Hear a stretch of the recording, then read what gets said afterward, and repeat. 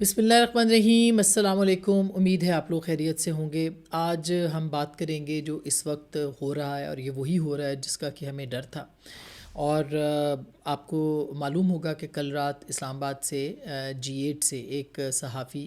وحید مراد جو کہ اردو نیوز سے وابستہ ہیں، اور ان کی اپنی بھی ایک ویب سائٹ ہے جو کہ 24 یا 24 کے نام سے وہ چلاتے ہیں اور بہت عرصے سے چلاتے ہیں۔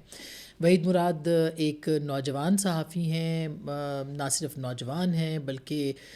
بلا جھجک سوال کرتے ہیں، بہت اچھی ریپوٹیشن کے حامل، پراپر جسے کہنا چاہیے ورکنگ جرنلسٹ اور پیشہ ور صحافی ہیں، جو کہ کل رات کو اپنے گھر سے G8 سے جو ہے وہ اٹھایا گیا ان کو۔ اور جو سٹوری ہے وہ بھی بڑی دل خراش ہے کہ جس طرح سے ان کی ساس ان کے ساتھ وہ یہاں پر مقیم تھی، ان کے پاس آئی ہوئی تھی اس کے لیے علاج کے لیے، اور پھر ان کے دروازے کو جیسے توڑا گیا یا کھٹکھٹایا گیا، پھر انہوں نے بتایا کہ میں پاکستانی شہری ہوں، میرے پاس شناختی کارڈ ہے، اور اسی طرح سے شاید ان کو اس بات کا ڈر ہو کہ وہ کہا جائے کہ بھئی آپ کوئی افغان سٹیزن ہے، تو اس کے اوپر انہوں نے اپنا جو شناختی کارڈ تھا وہ بھی انہوں نے ان کو دروازے کے نیچے سے پھینکا، لیکن اس کے باوجود ان کو نہ صرف دو جو ویگو ڈالے تھے جو کہ اب مشہور ہو چکے ویگو ڈالے، ان میں ان کو لے جایا گیا، اور اس کی اطلاع ان کے ایک دوست کے ذریعے سے ان کو ملی، یعنی ان کے دوستوں کو ملی، تو فوری طور پر جو دوست پہنچے انہوں نے کچھ فلمنگ کرنے کی کوشش کی۔ سبحان ایک ینگ جرنلسٹ ہیں، انہوں نے ایک فلمنگ کرنے کی کوشش کی، اس کو بھی فالو کیا اور اس کو بھی مارا پیٹا گیا۔ یہ تو کل G8 کے اندر جو ہے اسلام آباد کے اندر ہارٹ آف سٹی ہم کہہ سکتے ہیں، G8 جو ہے بالکل اسلام آباد کا دل ہے، اور یہاں سے یہ واقعہ جو ہے یہ ہوا ہے۔ اس کے ساتھ ساتھ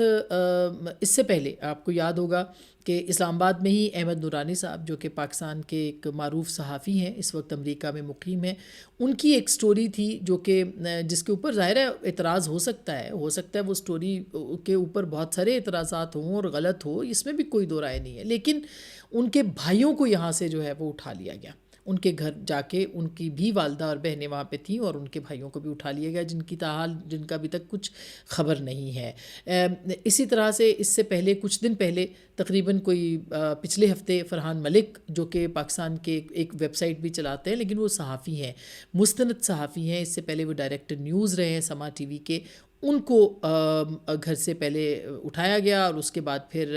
جوڈیشل کیا گیا۔ آج ان کی ضمانت ہوئی، یعنی ان کی ضمانت کے لیے یعنی جوڈیشل ان کو کر دیا گیا، تو ساتھ ہی پیکا کے تحت بعد میں کہا گیا کہ یہ اٹھایا گیا، اور اس کے بعد پھر ان کو دوبارہ ایک اور مقدمے کے اندر، میں سن رہی تھی عبد المعز جعفری جو کہ ان کے وکیل ہیں،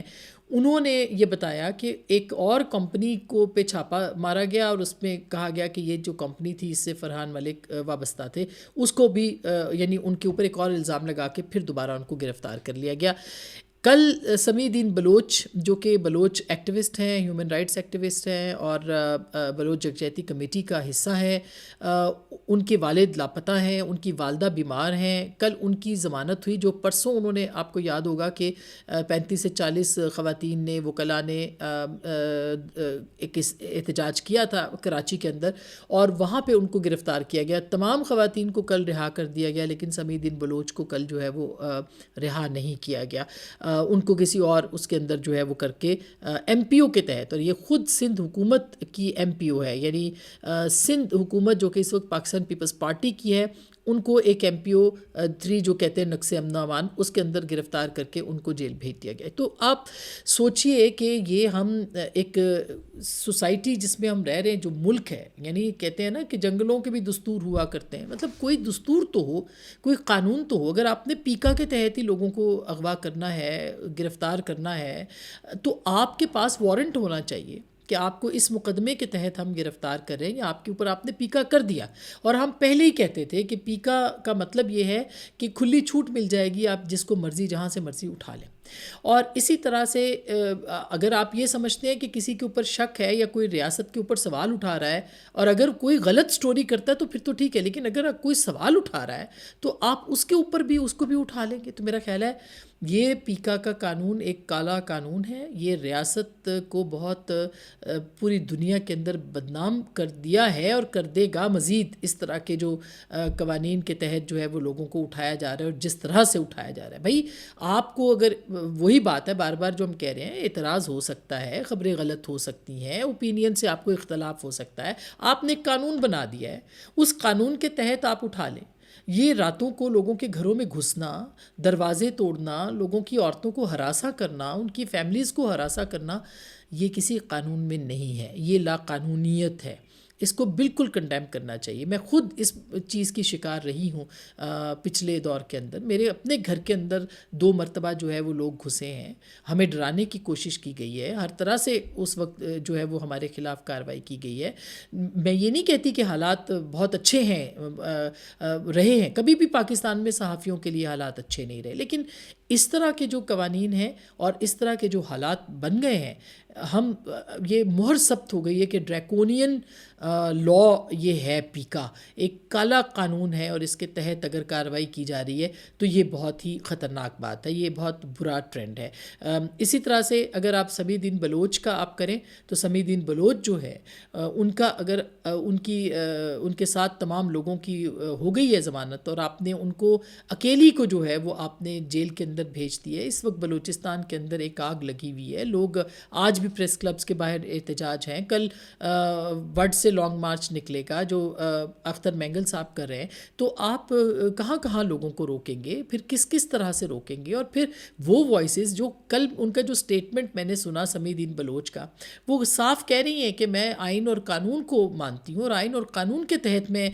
پاکستان کے اندر جو ہے یہ جو کل احتجاج ہے یہ میں احتجاج کری ہوں۔ پاکستان مارشل لاء پہ تو نہیں ہے اس وقت، پاکستان کا آئین آپریٹو ہے، پاکستان کی عدالتیں چل رہی ہیں، اس کے باوجود اگر آپ اس طرح سے بار بار کریں گے اور یہ تاثر دیں گے کہ پاکستان کے اندر یہ سب نہیں چل سکتا، کیوں؟ ان کا قصور کیا تھا؟ وہ صرف آواز اٹھا رہی تھیں، احتجاج کر رہی تھیں، اور احتجاج ان کا حق ہے، یا تو آپ معطل کر دیں، آپ کہہ دیں کہ پاکستان میں آئین نام کی کوئی چیز نہیں ہے، لیکن اگر آئین ہے تو وہ آپ کو پرامن احتجاج کی اجازت دیتا ہے۔ اس کے لیے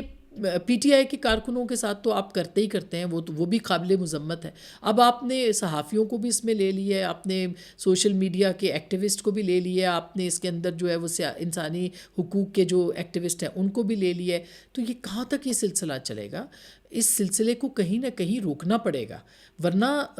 یہ جو ایک اس طرح کی فضا ہے اس سے حبس بڑھے گا، اور حبس کے بعد پھر جب بادل آتے ہیں تو بہت گہرے بادل ہوتے ہیں،